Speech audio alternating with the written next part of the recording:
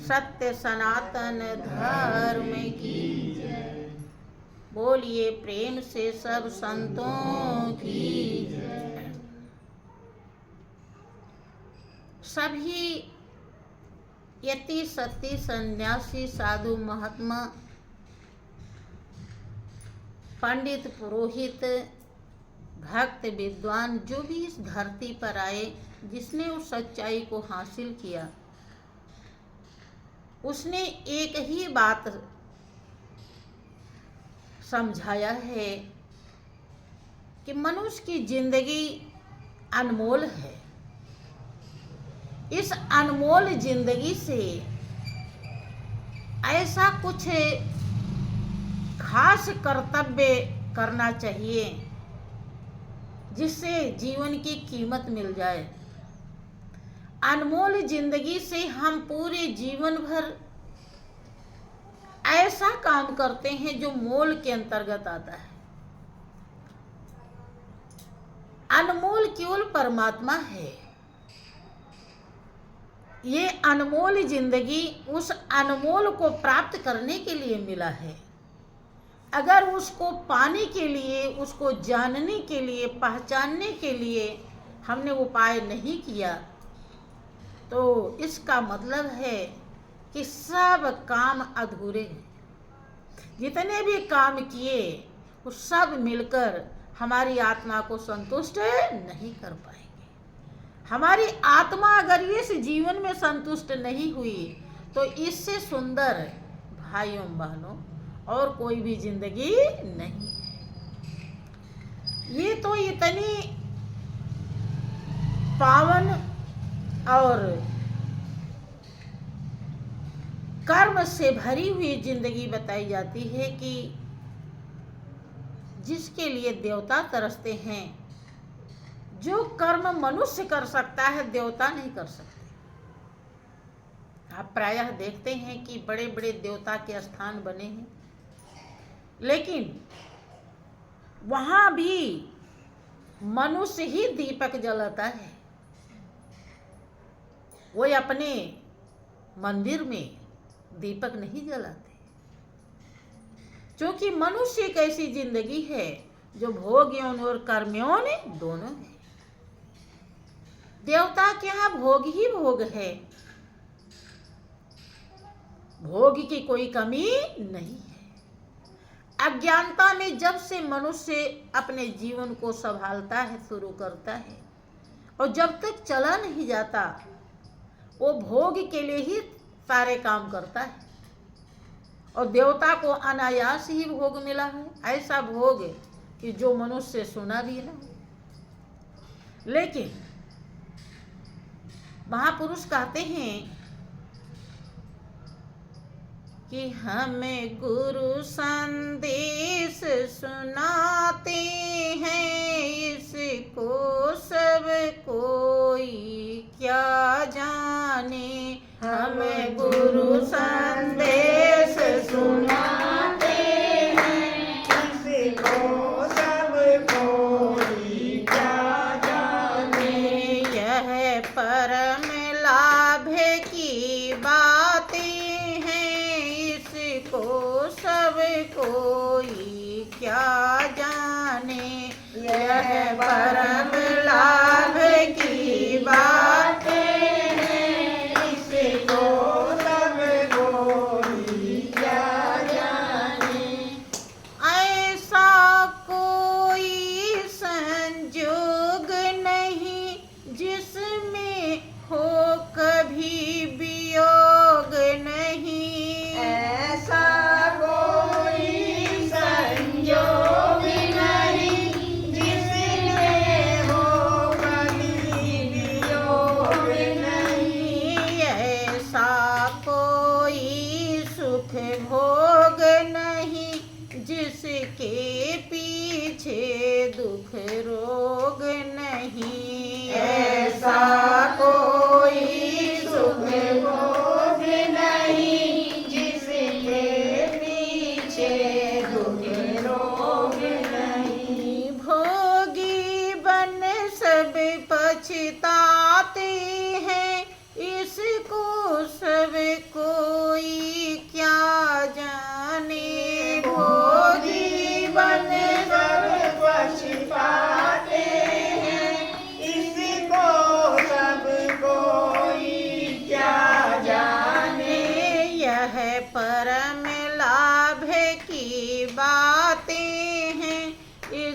को सब कोई क्या जाने, यह परम लाभ की बात है, इसको सब कोई क्या जाने।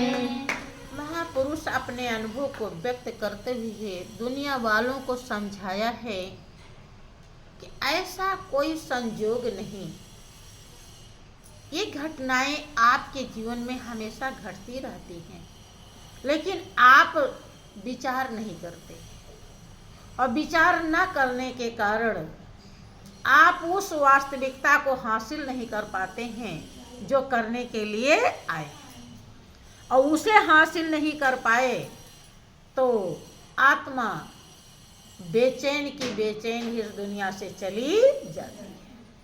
अगर शांति में जाएगी तो शांति मिलेगा, और बेचैनी में जाएगी तो बेचैन ही हर जन्म में।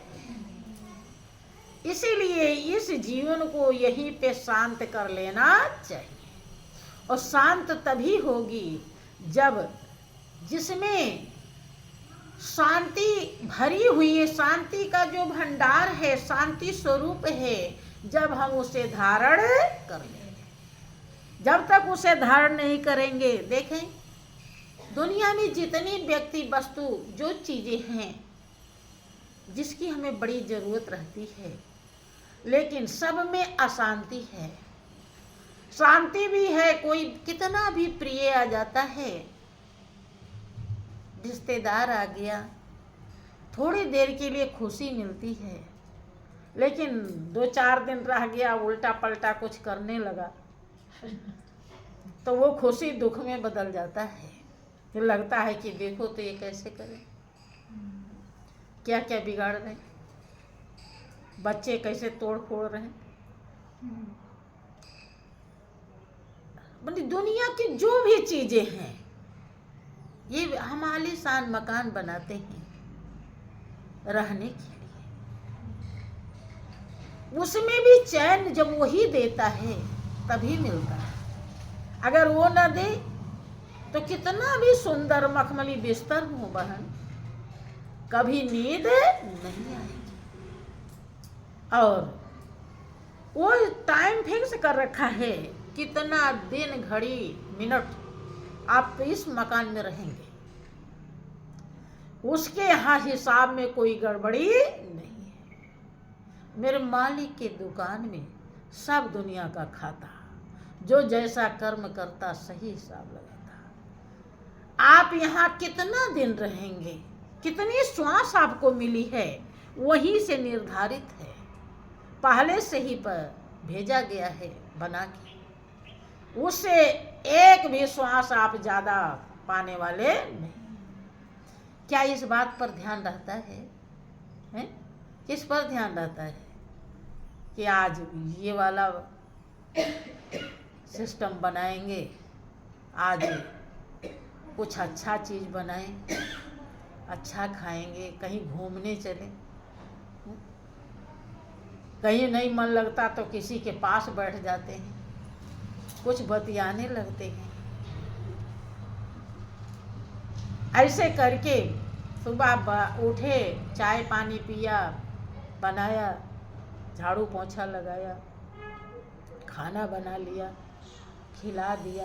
कहीं नौकरी सर्विस है तो सर्विस पे चले गए, फिर जल्दी जल्दी आए, फिर अपने काम धाम में लग गए, फिर रात हो गई, फिर सो गए, खा पी गए। सुबह हुई, शाम हुई, जिंदगी तमाम हुई। कि रैन गवाई सोई के, दिवस गवाया खाए, हीरा जन्म अमोल था, कौड़ी बदले जाए। ये जिंदगी मिली थी मालिक से मोहब्बत करने के लिए, और हम किससे कर रहे हैं मोहब्बत? मालिक से कर रहे हैं? नहीं। बोलने में कोई दिक्कत तो नहीं है क्योंकि जब तक हम मालिक को पहचानेंगे नहीं तब तक मोहब्बत संभव। एक लड़का लड़की जिनकी शादी एक दूसरे से हो जाती है, तब वो मोहब्बत अपना शुरू करते हैं दुनिया में जीने के लिए।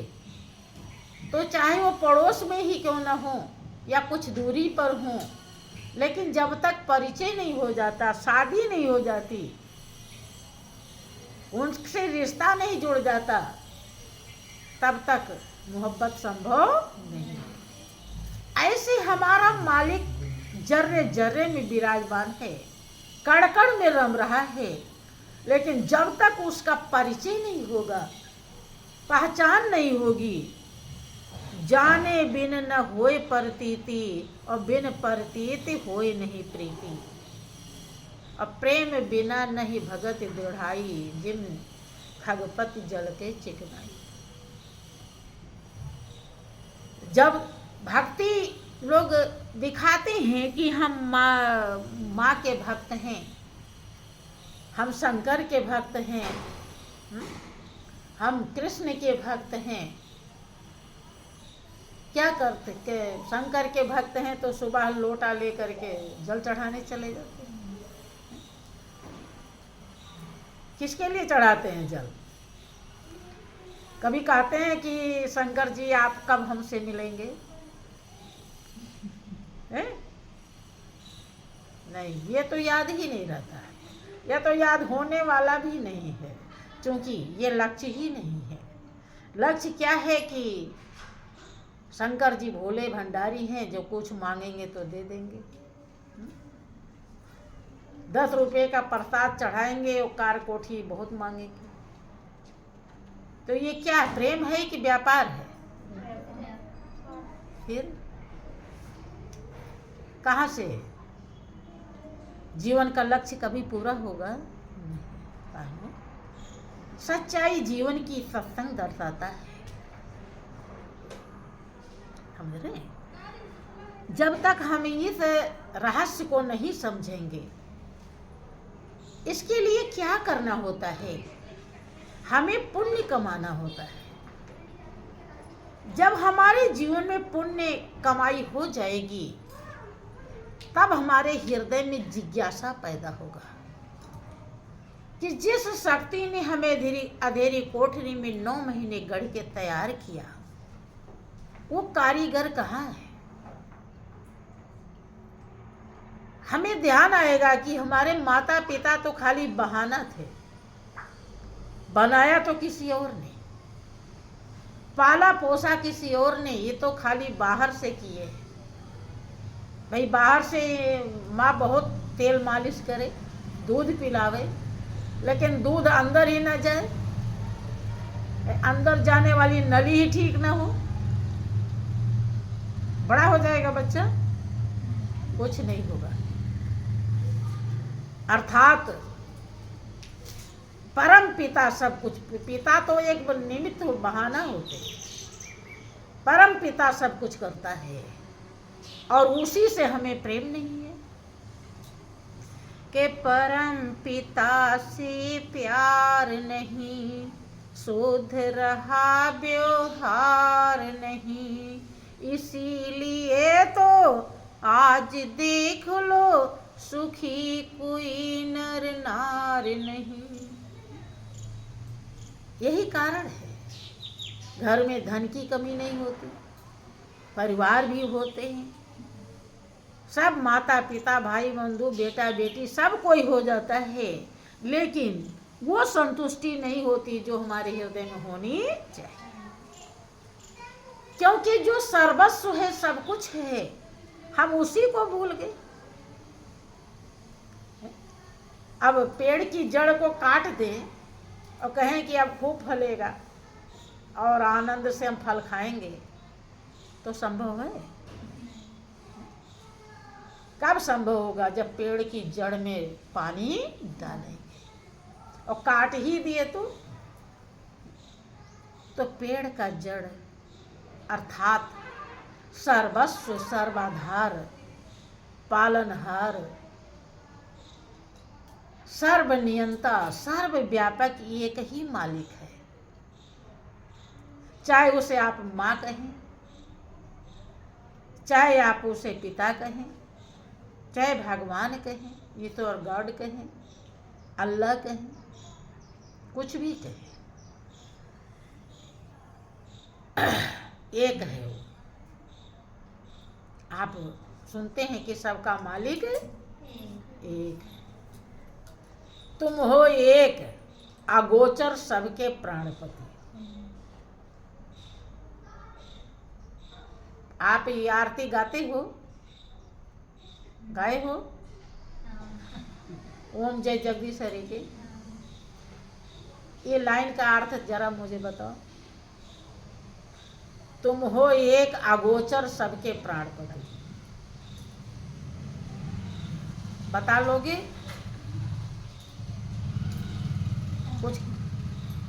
कुछ कठिन है? ठीक है, हम ही बताते हैं। जिसने उस एक को जाना है उसने ये बात कही है। कहा था शिवानंद स्वामी। ये एक संत की, महात्मा की बनाई हुई आरती है। अब आप लोग महात्मा बने नहीं तो आरती का अर्थ कैसे जानोगे? जान पाओगे? कि तुम हो एक अगोचर।